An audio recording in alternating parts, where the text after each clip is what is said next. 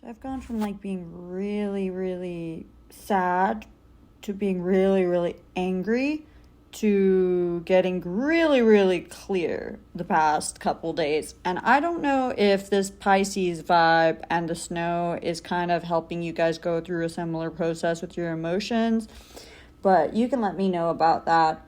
The main thing that I'm getting really clear on is like we're in this age of situationships, and it seems like people just don't know how to do it right, because it's like there's this combination that people have of fears of intimacy, fears of commitment, the narcissism that has come and grown rampant through social media and just how people think of themselves. And just this day and age of virtual girlfriends, pornography, everything.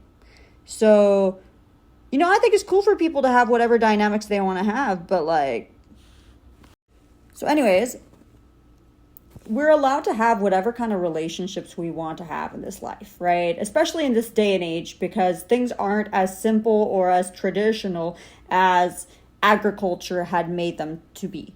A lot of people are out there claiming that they have traditional standards, but then fishing and planting seeds with many, many, many different people and entertaining a lot of different people, right? And not really keeping those people posted, just kind of putting in hooks of pursuits and then, saying, oh, I did not mislead you or whatever. Do you know what I mean?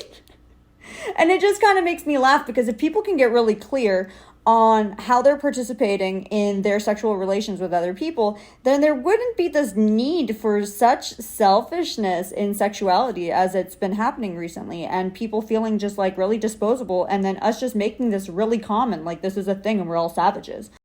So I'm just gonna summarize this. We are free to have whatever kind of sexual relations we want to have, but how you become a fucking dickbag of a douche is when you treat your friends that become friends with benefits, whatever kind of situationship word you want to call it, whether that's forever, situation friend, friends with benefits, lover. When you treat the people who you're not going to be in a full-time committed relationship that you're going to have babies with, but you're just seeing where it's going and you just fucking love each other because and you're there no matter what, don't fucking treat those people like they're hookers or escorts. Just don't do it. Don't do it. They're not there to please your fantasies and help you process all in the same go. Don't do it. Don't treat them like they're escorts. Long story short is, if you give a fuck about the people you love and you say that you value them and you say that you care, you best mean it by how you behave. Not by what you say, by how you behave. Do you hear them out when they're trying to reflect to you the things that are not serving you? The patterns that you keep whining about? Do you hear them out when you are causing harm? Or do you just try to evade accountability and use what you've learned about them, their weaknesses, against them? Do you shame them?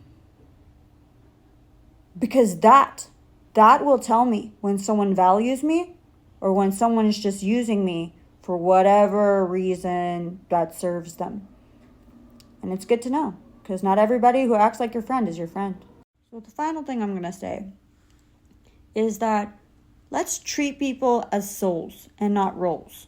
A lot of the time, I notice that people in this quote-unquote dating world or sexual interaction world where we're humans and we get our needs met in whatever ways, we tend to treat people really kindly and then slowly start to scale that back depending on how into them we are, right?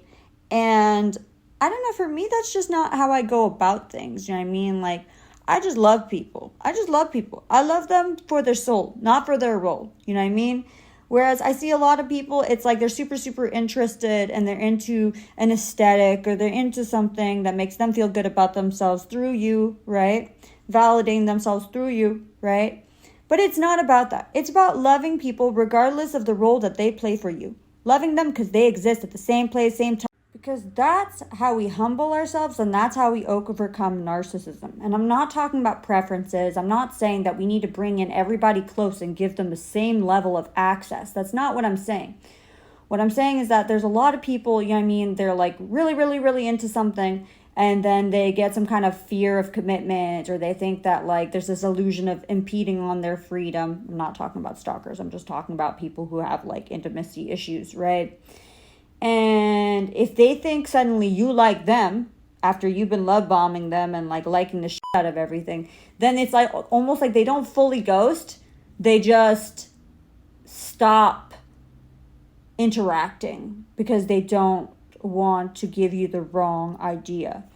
And it's just sad because like people are literally out there trying to find their ideal mate, and meanwhile they're being like slightly dicks to everybody that they think aren't the one. And it's like, hello, this is all temporary. Like dudes and dudettes, if you're going to be really kind to people because you wonder if they're the one, and then suddenly aren't kind or as kind to them because suddenly you think they're not the one, you are participating in narcissism, because you are going from idealization to discardment real quick, right? Real quick.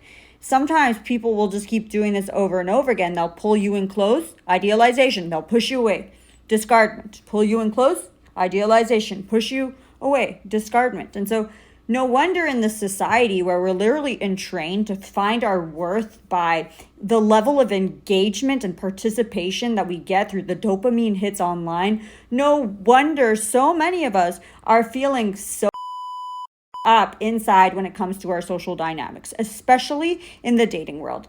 Anyways, that's my end of my insightful rant, and I love you.